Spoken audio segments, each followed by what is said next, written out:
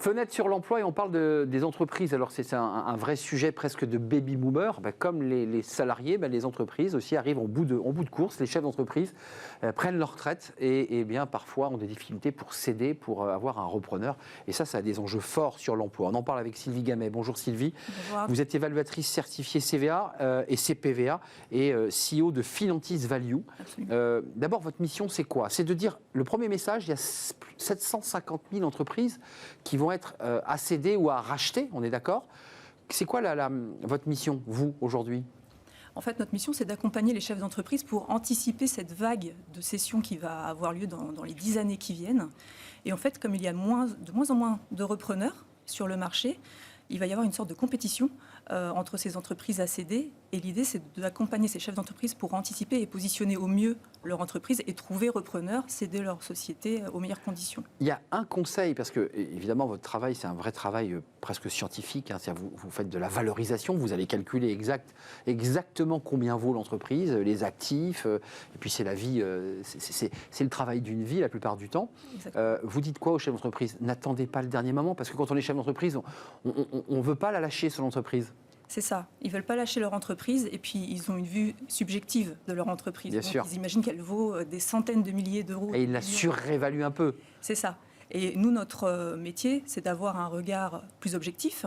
Et l'idée, c'est de prendre suffisamment de temps à l'avance la valorisation de l'entreprise pour déjà présenter un premier chiffre au chef d'entreprise et lui expliquer comment il peut l'améliorer, ce chiffre-là, potentiellement, en fonction de ce qu'on a repéré, des forces et des faiblesses de sa société. Et donc là, vous lui amenez un diagnostic chiffré. Et j'imagine derrière la stratégie, parce que vous n'allez pas jusqu'à aller chercher le repreneur, c'est à lui d'enclencher. Ça, c'est quand même un processus qui n'est pas simple non plus. Hein. Tout à fait. C'est pas simple, et opérationnellement, et humainement. Et psychologiquement. Et psychologiquement, c'est compliqué. Oui, bien sûr. En effet. Donc l'idée, c'est de les accompagner au mieux, en effet, sur déjà construire, formaliser, entre guillemets, le capital. Ce qu'ils ont construit quasiment pendant toute une vie pour certains, et être prêts pour céder les clés à un repreneur. Donc opérationnellement, en effet, il y a tout un tas de choses évidemment à mettre en place. Excusez-moi, puis c'est un peu comme une maison, pour le rendre un peu simple, il faut faire la bonne éval, quoi. C'est ça. Parce que sinon on ne la vend pas, sa maison. Exactement. C'est ça l'enjeu. Exactement. Et parfois ils vous disent, non, elle vaut beaucoup plus cher parce que psychologiquement, en fait, ils ne veulent pas la vendre. Alors, ils ne veulent pas la lâcher. On peut rentrer loin dans la psychologie d'entreprise, mais c'est vrai. Et ce qui est compliqué dans cette étape de vie de l'entreprise et du chef d'entreprise, c'est qu'en même temps, il doit rester investi dans son entreprise pour garder la valeur de son entreprise. Mais oui. Et en même temps, se désinvestir parce qu'il va donner les clés à quelqu'un d'autre. Et donc, il y a tout un enjeu psychologique, émotionnel, humain, qui est aussi hyper intéressant derrière ça. Ça, vous avez à le traiter aussi dans Finantis Value, c'est-à-dire que vous avez à jouer à la fois sur de la valo, mais il y a aussi du coaching de valeur. C'est un peu ça, quoi. C'est ça, c'est le coaching de valeur. Mettre des mots sur des chiffres. Ouais, c'est ça.